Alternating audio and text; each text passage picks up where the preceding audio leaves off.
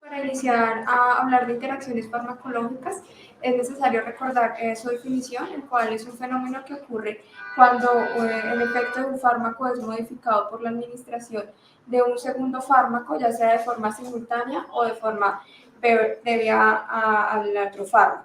Como tal, dentro de las clasificaciones podemos encontrar una que es cuando hay interacciones farmacológicas y son de origen farmacocinético, ya sea porque se genera una interacción, una alteración en la fase de absorción, en la distribución, en el metabolismo o en la excreción de un segundo fármaco, o cuando como tal el mecanismo de acción de los medicamentos van a llevar a que se produzca el efecto, es decir, de origen farmacodinámico.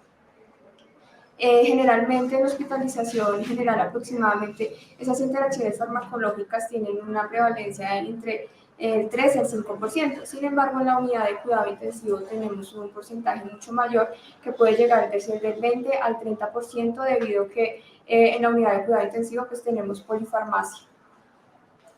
En este estudio, en el cual evaluaron las interacciones farmacológicas en cuidado intensivo en una UCI médico-quirúrgica en Países Bajos, se dieron cuenta que el segundo fármaco que mayor frecuencia tuvo interacciones farmacológicas fueron los antimicrobianos.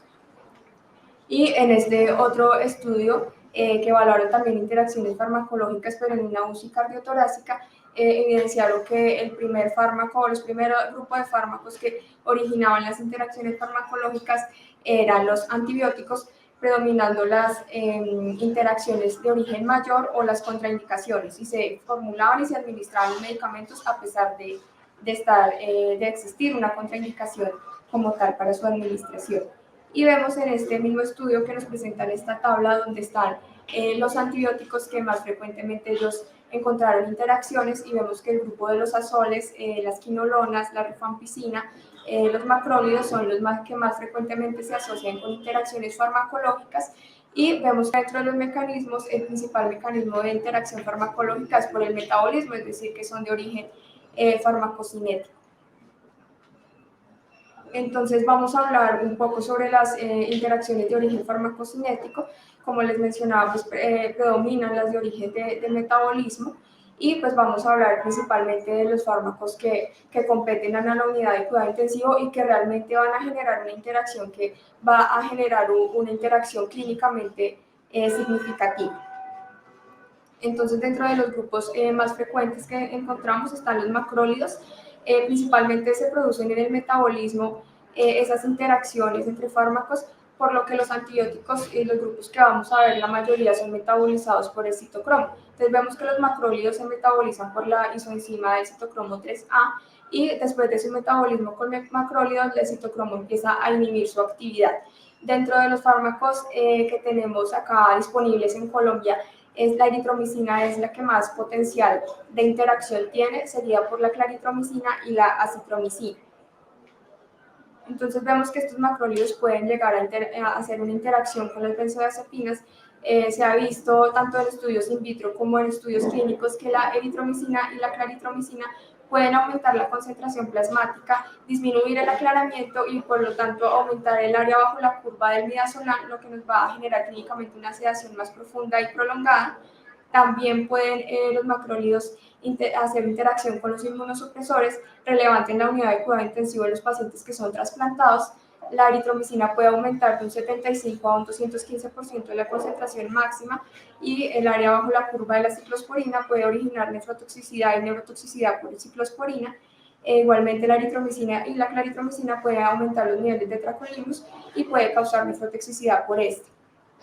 Encontramos también interacción con la ketamina por parte de la claritromicina, que puede aumentar el área bajo la curva de un 260% y la concentración máxima en un 360%. Como les mencionaba, pues en la inhibición del metabolismo de la citocromo 3A.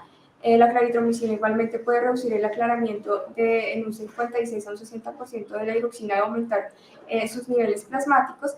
Y en los corticoides no se ha visto que haya una interacción que sea clínicamente significativa con la prednisolona, pero la claritromicina sí puede reducir el aclaramiento en un 65% de la metilprednisolona, generando aumento de las concentraciones plasmáticas, y nos puede llevar a generar efectos adversos asociados a sus niveles tan altos de corticosteroides. En esta tabla vemos, pues hay múltiples interacciones farmacológicas de este grupo de antibiótico de macrólidos. Principalmente quiero resaltar de esta tabla que principalmente pues, lo que produce los macrólidos es la inhibición del acetocromo y por lo tanto pues, va a aumentar finalmente o la depuración o aumentar los niveles plasmáticos del área bajo la curva de los otros medicamentos con los que interacciona. Y vemos acá cómo puede interaccionar con antiarrítmicos produciendo una prolongación del intervalo QT, arritmias ventriculares, torcida de puntas.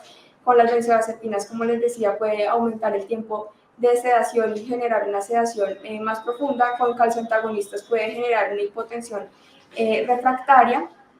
Con la carbamazepina puede aumentar la sedación y es recomendable reducir la dosis de la carbamazepina a un 50%.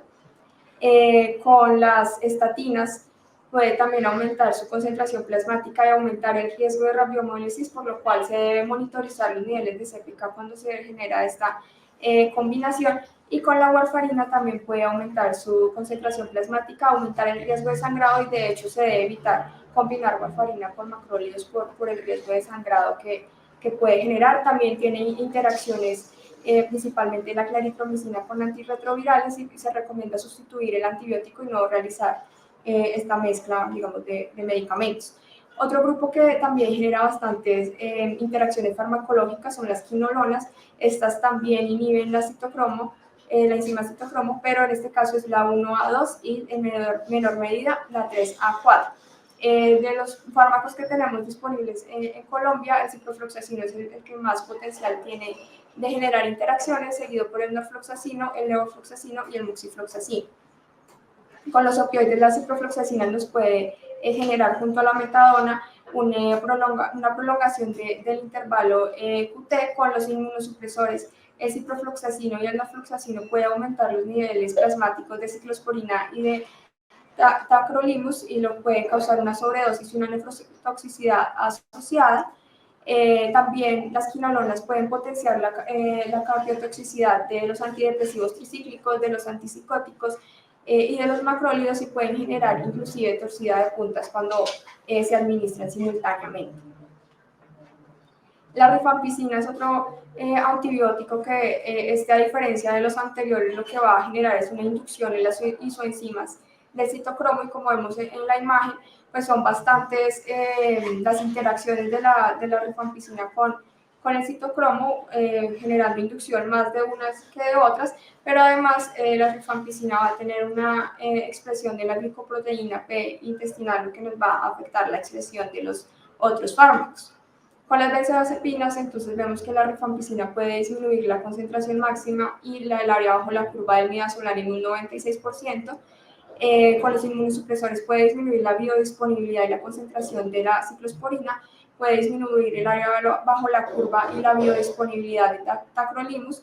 Con opioides, la rifampicina puede disminuir el área bajo la curva de la morfina en un 28%, su concentración máxima un 41%, y pues se puede llegar a perder el efecto analgésico cuando se combina opioides con rifampicina. Otro grupo que tenemos son los azoles. En este caso, ellos inhiben las isoenzimas del citocromo. Podemos tener con la combinación de ketoconazol, ditroconazol o fluconazol, se puede alterar la depuración de midazolam y tener niveles plasmáticos más elevados, una sedación más profunda, más prolongada. Con los inmunosupresores, el ketoconazol aumenta las concentraciones de ciclosporina, puede generar nefrotoxicidad y con dosis de fluconazol mayores o iguales a 200 miligramos día se puede aumentar el área bajo la curva y disminuir la depuración de la ciclosporina. El nitroconazol igualmente también puede disminuir la depuración de ciclosporina en un 56% y se puede disminuir la depuración, aumentar la biodisponibilidad de tacrolimus, lo cual pues puede llevar a que haya toxicidad por estos fármacos. En los anticonvulsivos es importante resaltar que el fluconazol puede aumentar el área bajo la curva y las concentraciones plasmáticas de fenitoína. Y algo también importante es que la combinación de itraconazol y fenitoína, la fenitoína va a disminuir el área bajo la curva del itraconazol en más de un 90% y por lo tanto tenemos el riesgo de un fracaso terapéutico pues con este antifúngico. En cuanto a la digoxina, el itraconazol por más de 5 días disminuye la depuración renal de esta. Con la warfarina, el fluconazol puede reducir la depuración y aumentar los niveles plasmáticos de warfarina, aumentando así el riesgo de sangrado.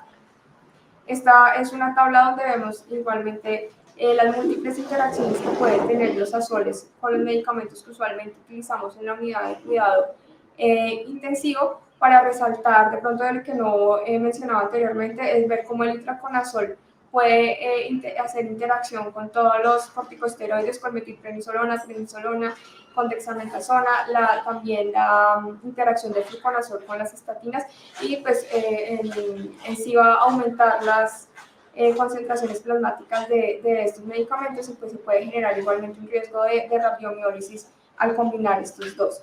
Esta tabla es como una gráfica de resumen donde vemos como tal, como les decía, en las interacciones de origen farmacocinético predominan las de origen del metabolismo y predominan dentro de estas las que son por interacciones con el citocromo. Entonces tenemos medicamentos como ya los vimos, la esquinolona, los azoles, los macrólidos, que van a generar una inhibición del citocromo, y vemos ahí en los cuadros del centro en las diferentes isoenzimas de las que metaboliza cada uno de estos medicamentos, y cómo al inhibir pues puede aumentar los niveles plasmáticos de todos estos medicamentos que vemos en pantalla. Y como inductores de la citocromo vemos solamente pues la rifampicina, que también tiene bastantes interacciones, y al inducir el citocromo pues va a generar que exista un metabolismo más rápido de estos medicamentos, y pues tengamos concentraciones plasmáticas al contrario más bajas. Los betalactámicos realmente pues no tienen unas interacciones farmacocinéticas importantes, pues principalmente se dan es porque la eliminación renal de los betalactámicos es por filtración glomerular y secreción tubular. Entonces puede tener interacciones con el metotrexato, con los salicilatos, con el promesivir, porque se inhibe competitivamente la secreción tubular. Sin embargo, los betalactámicos tienen un rango terapéutico más amplio y pues no están tan asociados a dar interacciones que sean clínicamente significativas como si se han demostrado de pronto in vitro. En cuanto a las interacciones de origen farmacodinámico, voy a mencionar unas muy puntuales que últimamente se han estudiado más y encontramos cada vez más literatura asociada, como por ejemplo la interacción que se genera con el linezolid, ya que el linezolid, aparte de su mecanismo de acción antimicrobiano, también tiene una actividad inhibidora reversible no selectiva de la monoaminoxidasa, y nos puede generar un síndrome serotoninérgico, que ya, pues como lo mencionaron, está caracterizado por alteración del estado mental, por hiperactividad autonómica, anomalías neuromusculares. Y vemos que hay otros fármacos que también nos van a aumentar los niveles de serotonina, y si se combinan estos dos, nos pueden aumentar aún más el riesgo de generar este síndrome, como por ejemplo los inhibidores de la recaptación de serotonina, los antidepresivos tricíclicos, otros inhibidores de la monoaminoxidasa, citalopram, difenhidramina, duloxetina, fluoxetina, paroxetina, sertralina, trazodona, venlafaxina y opioides. Y pues estos son como los más principales, pero realmente esta es como una lista más amplia de todos los medicamentos que pueden llegar a aumentar la serotonina, y si lo combinamos con linezolid, el riesgo de generar un síndrome serotoninérgico es mucho más elevado. Este es un estudio que es un poco viejito, pero quería mostrárselos. Fue realizado de 2005 a 2006, y básicamente lo que ellos hicieron fue solicitarle a la FDA los casos de pacientes que tenían síndrome serotoninérgico por linezolid asociado a otro medicamento. Y como vemos, pues son los medicamentos que ya les mencioné anteriormente, las manifestaciones que ya conocemos, pero también quería resaltarles acá el resultado final de esos pacientes. Requirieron intervenciones adicionales, medicamentos adicionales, hospitalizaciones más prolongadas, y si vemos por ahí hay unos casos también de mortalidad, o sea que es muy importante, y pues es el contexto que debemos darle a estas interacciones farmacológicas. Y por último, les quiero comentar sobre el cefepime. El cefepime también les puede dar una interacción, y principalmente lo que se genera es neurotoxicidad con otros medicamentos que tienen factor de riesgo para generar encefalopatía, o en sí las propias condiciones del paciente crítico que tiene el riesgo de generar una encefalopatía metabólica, y adicional el cefepime lo puede presentar, o inclusive solamente la administración de este puede generarlo. el cefepime genera un antagonismo competitivo con GABA dependiente de la concentración. Entonces, cuando hay aumento de los niveles plasmáticos de cefepime, nos puede generar neurotoxicidad. Y nuestros pacientes en UCI tienen los factores de riesgo para que se produzca. Tenemos pacientes con disminución de tasa de filtración glomerular, ya sea por lesión renal aguda, agudización de enfermedad renal crónica, estados inflamatorios que nos van a aumentar la permeabilidad de la barrera hematoencefálica y que nos pueden llevar a que esas concentraciones de cefepime sean más elevadas a nivel del sistema nervioso central. Las concentraciones como tal de toxicidad, de neurotoxicidad por cefepime no están establecidas, pero se sugiere evitar niveles mínimos superiores de 20 miligramos por litro o en el estado estacionario superiores a 35 miligramos por litro. En esta revisión sistemática realizada en 2010 y publicada en 2017 vemos como de esa neurotoxicidad inducida por cefepime la edad media fue de 69 años, vemos que solamente el 8% tenía una enfermedad del sistema nervioso preexistente, el 80% de los pacientes tenían disfunción renal, el 44% de esos pacientes eran de la UCI y el 45% no se sabía dónde provenían, pero pues la mayoría de los pacientes era de la unidad de cuidado intensivo. Y vemos los desenlaces de estos pacientes, vemos que el 13% murió por neurotoxicidad asociada con cefepime, como requirieron el 36% de medicamentos anticonvulsivos para su tratamiento, inclusive el 8% tuvieron que realizarle diálisis, y solo el 50% de los pacientes tuvieron una resolución completa de toda esta sintomatología neurológica. Los signos y síntomas de la neurotoxicidad por cefepime puede ser alteración del estado mental, confusión, mioclonías, afasias, agitación, convulsiones. Típicamente el electroencefalograma vamos a ver un patrón como de encefalopatía metabólica, es decir, un enlentecimiento generalizado, puede haber ondas trifásicas, un estatus no convulsivo, un estatus mioclónico. Acá vemos el electroencefalograma de una señora de 80 años que a los 2 días de iniciar el cefepime empezó a presentar encefalopatía metabólica y finalmente pues también fue un diagnóstico clínico y por descarte se asoció a la neurotoxicidad por cefepime. A esta paciente además le hicieron niveles de cefepime y estaban por encima de los rangos que ya mencionamos.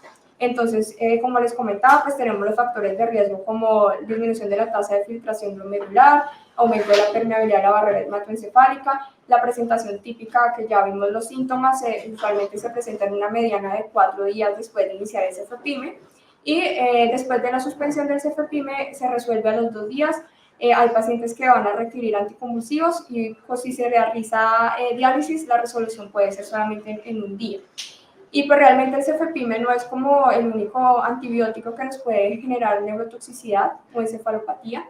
Es el más estudiado y el que más uno encuentra en literatura, pero realmente son varios los que nos puede llevar a esto. Esto es una clasificación, de hecho, que existe de la neurotoxicidad por antibióticos, donde vemos el tipo 1 es originado por la penicilina y las cefalosporinas, el tipo 2 por las sulfas, las quinolonas, macrólidos, el tipo 3 es metronidazol.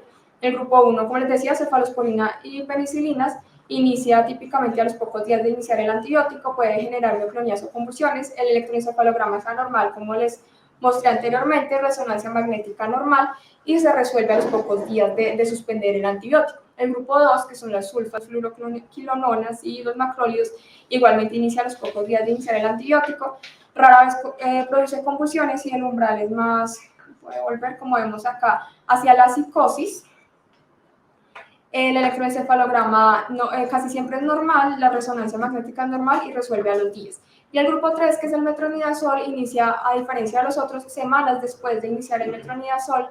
Frecuentemente tiene disfunción cerebelosa, las convulsiones son raras, las anomalías en el electroencefalograma también son raras, pero realmente lo que caracteriza esta encefalopatía es una resonancia magnética anormal, en la que podemos ver como en esta imagen hiperintensidades en T2 en los núcleos dentados del cerebelo con afectación variable del tronco encefálico del cuerpo calloso. Entonces vemos en el A, que es un flare, esas hiperintensidades en los núcleos profundos del cerebelo, en el B, la difusión, vemos como hay una difusión restringida en el esplenio del cuerpo calloso, y en ADC también, que es la C, también vemos igualmente ese compromiso en el cuerpo calloso.